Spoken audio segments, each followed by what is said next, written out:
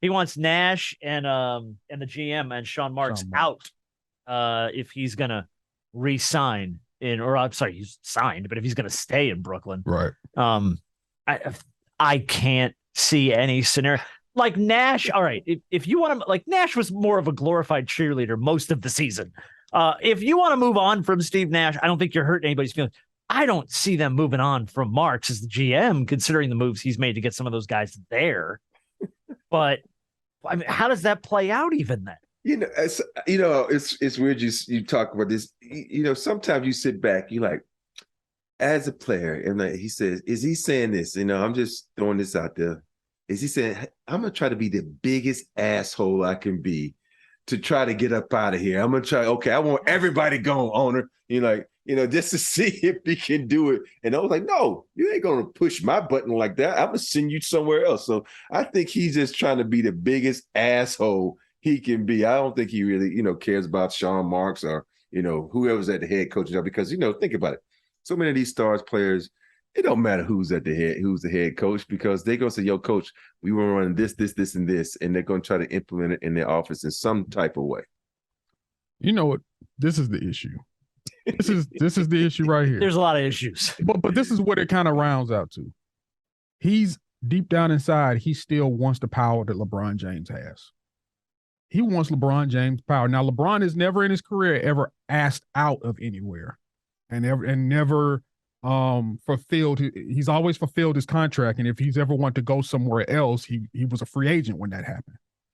But Kevin Durant, as great as a player as he is, he's one of the greatest players that we've ever seen in this league. And probably, some people argue the greatest offensive player we've ever seen in this league.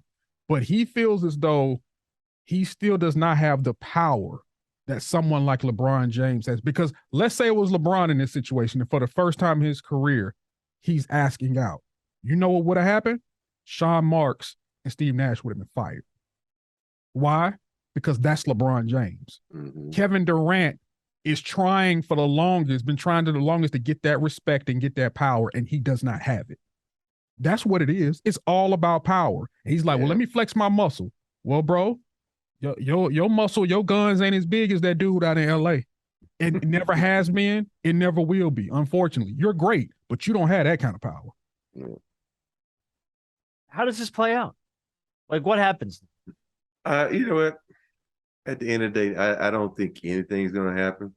Because let me just say this. If I was the owner, I wouldn't trade him. I wouldn't do anything. You don't want to play for me? That's fine. I can put that cash back in my pocket. Yeah, I'll find your ass. Yeah. It's just one of those things, man. And I think he's just trying to get out of there. So he's just trying to do whatever he can. But I don't think he's going nowhere because first of all, they wanting too much for him. And that's the other thing too.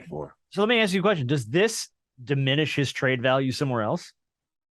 No, because it's some GM that always thinks it's just like when you buy a restaurant and it fails and the next person comes in the same space and says, oh, I can do it better. And then they fix them. Yeah. And it's just like that. There's some GM to oh, I'm suave enough. We got the culture here. We can bring him into the fold and we can have him, adapt to us and we can make this thing work. Right. Everybody thinks they got better grass.